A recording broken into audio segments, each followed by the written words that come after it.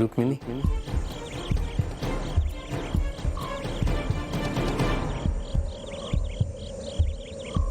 ডরলাই আমি শুনলাম তোমার বোনেরা সব চলে গেছে,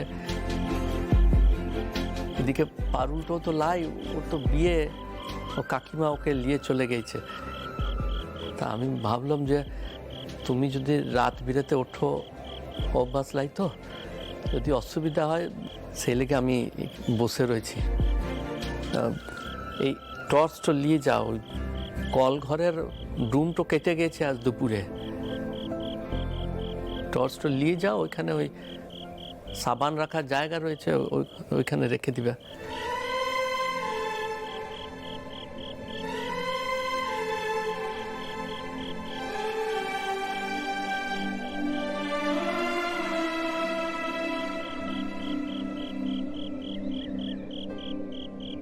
ওই সোজা গিয়ে ডান দিকে গেলেই কল ঘরটা পাবে।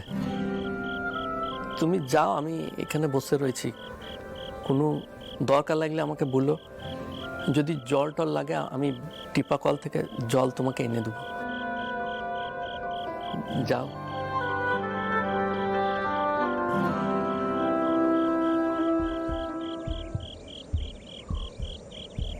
সাবধানে যেও।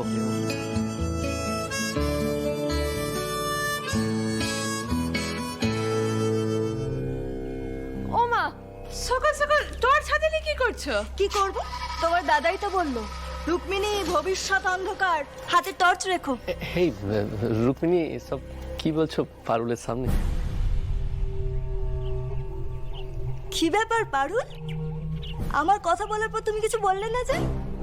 আরে বাবা, আমি তো হাসির কথা বললাম, তাও তুমি নতুন বৌদির পেছনে লাগলে না।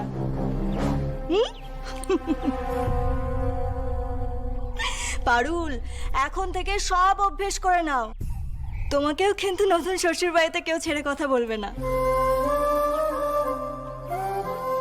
কাল তো তোমার বিয়ে, এখন থেকে আমাকে দেখে সব শিখে নাও। আর যাই হোক, নিজের বিয়েতে তো আর মজা করা যায় না, আমি কিন্তু তোমার বিয়েতে চুটিয়ে মজা করবো পারুল, ঠিক আছে? কি দেখছো এভাবে? পারুল, আমি কিন্তু রেডি, চলো, ওদিকে তো দেরি হয়ে যাচ্ছে। কি ব্যাপার বলো তো, এতক্ষণ মা ভাত কাপড়ের জন্য রেডি হয়নি বলে তাড়া দিচ্ছিল, এখন তোমরা আমাকে কেউ তাড়াই দিচ্ছ না। পারুল, আমি রেডি, চলো চলো। এই নাটকটা কেন করছে রুকু দিদি? চোর চোর চোর চোর চোর চোর। দাদুর লাঠির সাথে কোনো মতলব করে লাই তো? মনটা বড় ডরাচ্ছে তো। ওই দেখো, এখনো দাঁড়িয়ে আছে। এই চলো চলো পারুল, চলো চলো।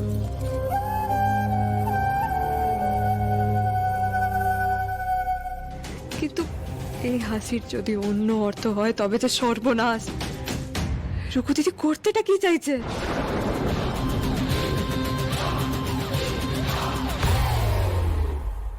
হাসেন হাসেন, সাবধানে যাবেন, হ্যাঁ সাবধানে যাবেন। আচ্ছা, আমরাও তাহলে এবার আসি। বেয়ান, বলছি আমার মেয়েটা না বড্ড মুখ চোরা, হাজার কষ্ট হলেও মুখ ফুটে কিছু বলতে পারবে না। এখন থেকে তো আপনাদেরই মেয়ে, একটু দেখে নেবেন কেমন? হ্যাঁ হ্যাঁ বেয়ান, আপনি কিচ্ছুটি চিন্তা করবে ক্লাই, আর আমরা সকলে আছি, গোপাল আছে। এবার আমরা আসি দিদি ভাই। মানিয়ে গুছি থাকবে। হ্যাঁ, থাকবো না, আমাকে নিয়ে আর কোনো অভিযোগ করার সুযোগই দেবো না। যাক, মেয়েটার হাসি মুখ দেখে একটু শান্তি পেলাম। কোনো অভিযোগ করে সুযোগ দিবে নাই, কথাটার মানে কি?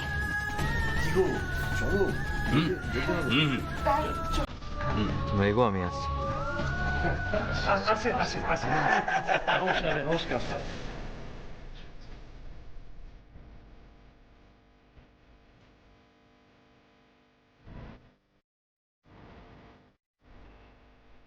গোপাল, হ্যাঁ মা? ওরা ভাই বোনের কথা বলুক না কেন, তুই আমার লাগে চল, ওই ফুলসজ্জার আংটিটা তোকে বার করে দি। আয় আয়। হ্যাঁ দেখছি মা। রুক্মিণী, তোমরা কথা বলো, ওই মা আমাকে ডাকলো তো কাজের জন্য, আমি আসছি।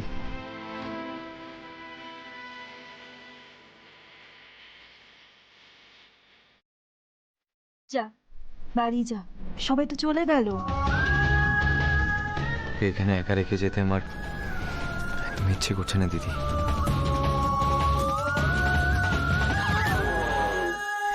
Really worried for you.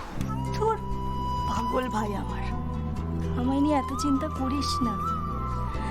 আজ আমি তোদের সবার সব চিন্তা থেকে মুক্ত করে দেবো। কি যে করো বাবা, ঘুমের ওষুধ তো হারাই ফেললে, কি করি এখন আমি? জানুস বৌমা এসে আমার পায়েটো হাত দিয়ে প্রণাম করলো। আমি কিন্তু তোমার বিয়েতে চুটিয়ে মজা করবো পারুল। ঠিক লাগছে না। আমি যেটা ভাবছি সেটাই কি ঠিক? যেটা বাবার ওষুধ পাওয়া যাচ্ছে না, সকাল থেকে রূপা দিদি অদ্ভুত ব্যবহারটা করে যাচ্ছে।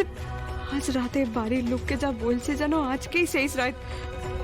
তার মানে যা করার রূপা দিদি আজ রাতেই করবে। সর্বনাশ।